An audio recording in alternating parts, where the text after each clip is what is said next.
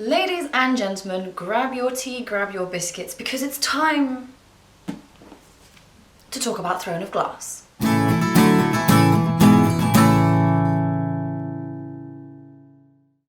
Throne of Glass is a young adult high fantasy novel written by author Sarah J. Maas. It follows the story of teenage assassin Celaena Sardothien, who lives in a very corrupt kingdom which is ruled by a tyrannical king. Now, before we get into the review, I do just want to say that this review will have spoilers, so if you haven't read Throne of Glass and you don't want to be spoiled, I highly recommend clicking away now. Or if you do want to be spoiled, continue watching, but I don't know many people who enjoy spoilers. This review is largely based on my opinions, so don't take it to heart, really. I do believe that anyone who sits down, writes a novel and publishes it has achieved something truly amazing, so this is no way supposed to reflect badly on Sarah J. Maas, because she's released like an 8-book series and that's quite an achievement, so round of applause for Sarah J. Maas, everyone. So without further ado, let's dive into the review. The plot of Throne of Glass is actually fairly straightforward. We meet Celaena Sardothien, who is the main female protagonist throughout this book and all the subsequent books as well, because this is the first book of the series. She is an assassin, and we do find out very, very early on that she was known as the greatest assassin in her continent, essentially. So we know that this girl's got some skills straight away. She then gets taken out of the slave mines that she's been in for a year now by the Crown Prince Dorian and his ever-faithful captain of the guard, Kale. They escort her from the mines to the capital city, Rifthold, where she enters the palace and a competition to essentially become the king's champion. The whole reason she enters this competition in the first place is because Dorian actually offers her a deal. If you win the competition and become the king's champion, you only have to serve him for 5 years and then you're free. A few things that I really enjoyed about Throne of Glass was how it started. We were kind of thrown into the action straight away. Here's the slave mines, here's our main protagonist, and here's the other 2 main protagonists that we're going to be following through the entire series, for the entire book. Look at that sunshine! It started off really good, we were thrown straight away, we were thrown into the action straight away, and then we spent 2 chapters travelling the road to the main city. Now I understand that's probably in there for, you know, time passing wise and just to give everything just a bit more beef, and nothing really much happens in those chapters. It's just like, road trip, woo, let's go. It kind of ruined the overall pacing of the novel for me. Just those few chapters on the road, they were just unnecessary, to be honest. And then we get to the capital city, and then we get to the castle. The story progresses and Celaena is introduced to the rest of the champions that she's going to be essentially competing against. We can immediately pinpoint who the villain is. He's the biggest and loudest one there, and he's also got the name of Cain. It's a bit obvious at that point, isn't it? Now, we know that Celaena is already a top assassin from the beginning of the book, but what we don't realise is that a year spent in the slave mines has kind of diminished her skills and her overall physique. So she starts training daily with the captain of the guard to rebuild her strength and to rebuild her skills in sword fighting, throwing daggers, archery, and all this other stuff that assassins need to know. So that was quite interesting. So we know that our girl is the best, but she's not allowed to show that she's the best in these little tests, so she actually holds back and places about 2nd or 3rd most of the time, when in reality she could quite easily place 1st. I wasn't too keen on that, to be honest. In terms of the plot, I actually would have preferred to see her achieve 1st place in these tests all the time, because that would mean that the end of the book, the final climactic fight of the book, would have had a bit more of an impact for me, shall we say. If we had seen Celaena from the very start be the absolute best, like she doesn't have to break a sweat to win these tests, she's just, you know, breezing through it. When it came to the final fight at the end, where she is impeded by poison and it does look like that she's gonna lose, I think that would have had a bit more of an impact if we had seen how fantastic she was throughout the entire novel, because then she would have been set up as this kind of invincible protagonist, I suppose, to then be knocked off her high horse in the end. I thought that would have had a much bigger impact if we had seen that. She discovers that in her room, behind a tapestry, there is a door which leads into a secret crypt where the first king and queen of her continent are buried. One thing I did actually quite like was the fact that Selena is this top assassin, and Dorian and Chaol give her the one room in the castle with a secret exit. It was kind of interesting to see every time she went into that crypt, is she gonna escape that time, or is she gonna stick it out and actually complete this competition? So that was kind of nice, because I was asking myself those questions the entire time. Overall, the plot is quite simple. It's our protagonist is down on her luck. She gets offered a chance at redemption. She takes the chance at redemption, solves a couple of murders, makes some friends, becomes the King's Champion. This is where I get a little bit annoyed. The world building in Throne of Glass did not impress me that much. It was almost like a mix of a few things going on, and the main thing that kind of jumped out to me with Throne of Glass's world building is the fact that I kind of felt like I was in 18th century London for a lot of the time. Maybe that's because I live in London, maybe that's because I've been reading the Shadowhunters Chronicles for too long, who knows. The particular way that the characters were dressed is kind of what made me think of 18th century London the most, rather than the actual descriptions of our surroundings, because there were more descriptions on what the characters looked like and their clothing. For a fantasy novel that relies heavily on description, the description in Throne of Glass was confusing. There was a lot of sentences which were structured sort of like this. It was red, but it wasn't red. It was clear, but it wasn't clear. So there's a lot of descriptions which rely heavily on that sort of writing style, and that actually confused me more than it should have, I suppose. I get the whole use your imagination thing, and I'm all for using your imagination for anything. But when I'm constantly being told that something is one thing, but it also isn't at the same time, it's very confusing, and that popped up a lot in Throne of Glass. Like, it was pretty much every time something new was introduced, or every time a new character was introduced, that sentence structure would be used. It doesn't enhance the world building at all. It doesn't draw you in, it doesn't hook you, it doesn't give you these fantastic images in your head, because then you're struggling to think of what it is. Like, well, am I looking at something that is red, or am I looking at something that's not red? Because it can't be both at the same time. And that's the main thing that annoyed me, and that is why the world building in Throne of Glass for me wasn't very good. It was not successful. It didn't create this fantastical space in which I journeyed with the characters, because of the way that a lot of it was structured. Yeah. So moving on to the characters now. I really enjoyed Selena.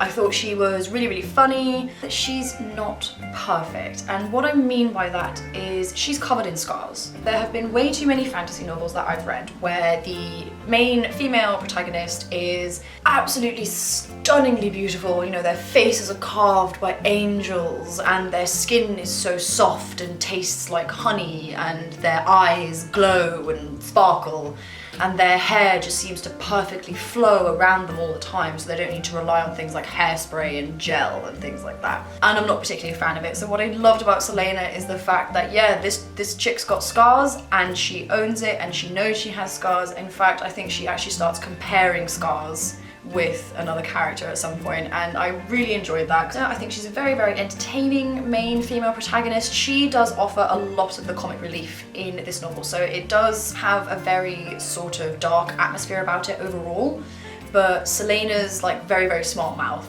offers the comic relief there, and that is something I really enjoyed, and I found myself like laughing a few times when she makes a joke or something like that. There is just one tiny little thing which I didn't enjoy about her character.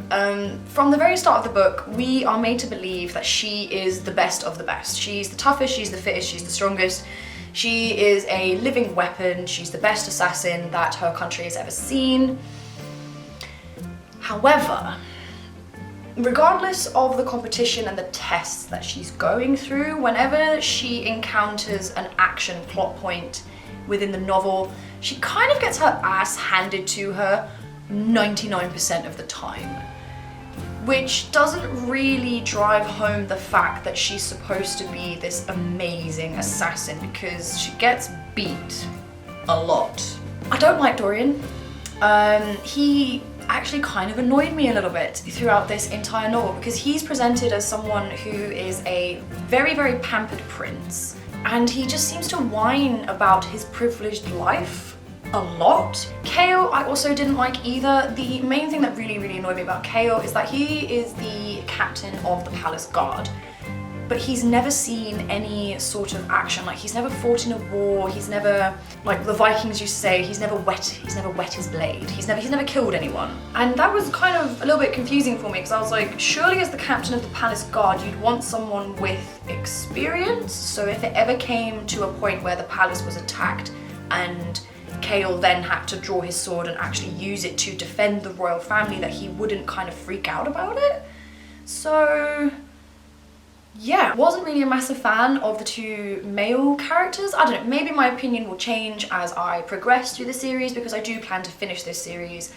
But I didn't like them. The king seems really interesting. He was a character that really piqued my interest, but the one thing that kind of annoyed me is the fact that he's not in this book. You meet him at the very beginning, where he kind of kickstarts the competition and says to all the champions, you know, don't die, do your best, woo. And then he just disappears.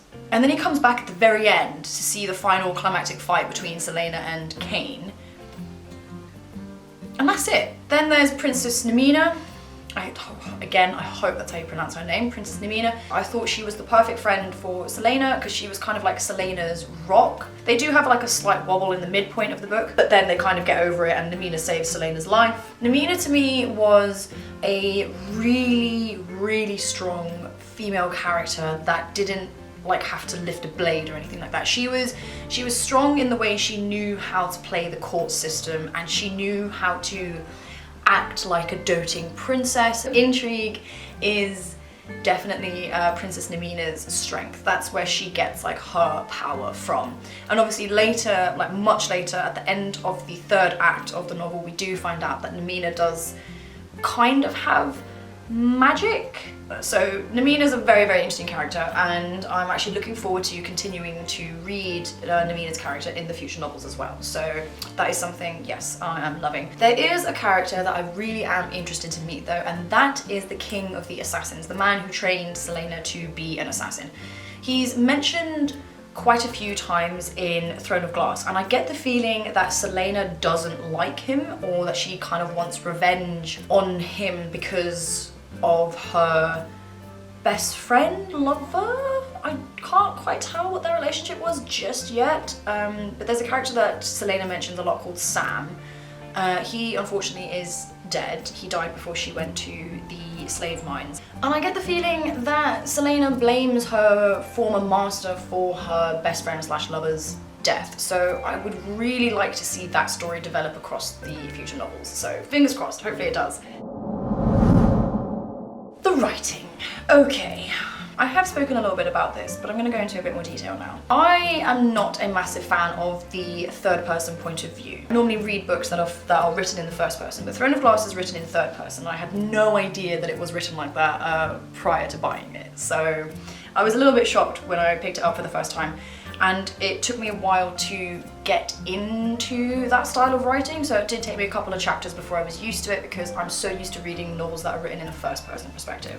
I didn't feel the writing pulling me into the world or the story. I very much felt like an outsider looking in. That was mainly due to the way it was written. Another thing that I just really didn't get was, why are there so many dashes? There's so many. Like, I want to play the Throne of Glass drinking game where you take a shot for every time you see a dash. The way that they were positioned within the actual body of the text was very jarring, because it would be a character's like inner thoughts. They'd be thinking of something and it would be something really interesting, really intriguing, or they'd be thinking of something just before an action point happened. And then this little dash would just come along and interrupt their thoughts completely. And it wouldn't just be like once per chapter, it would be about 6 times per page that these dashes were appearing. It would interrupt conversations. It even interrupted like physical descriptions of the space that we were in at the time, which meant that the description was left unfinished. And that was jarring. It was so jarring for me, and I just couldn't fathom why there were so many of these dashes which were just cutting things off. For me, that ruined the book's overall pacing. And we started off very slow, like really slow, and then when we kind of crossed the midway point, the pace started to pick up a little bit, and then when we eventually got to the third act of the novel, that's when the pacing kind of like really started to ramp up a bit. But overall, this is a very, very, very slow novel. Not a massive fan of the way that it's written, and I am hoping that the rest of the series kind of stops doing that and the pacing kind of levels itself out. I'm really hoping that that's what happens in the rest of the series, and I am hoping that my opinions on the characters change. I'm hoping my opinion on the book overall, well, the series overall, changes as I continue it. But as a first novel, the novel that is supposed to launch this series, I honestly was not that impressed with Throne of Glass. In fact, my final thought as I closed the book was, meh. It's alright. Thank you very, very much for watching my review of Throne of Glass. I hope you enjoyed it. Let me know your thoughts as well. I really want to know what everyone else thinks of this book series, because I do know that it is really, really popular, especially among people who are massive Sarah J Maas fans. Anyway, it was recommended to me for a very long time now, but I do kind of feel that it was very, very overhyped. So my Goodreads star rating on Throne of Glass is a 2 out of 5, and I will link my written review in the description below. Thank you for watching, and I'll catch you in my next one.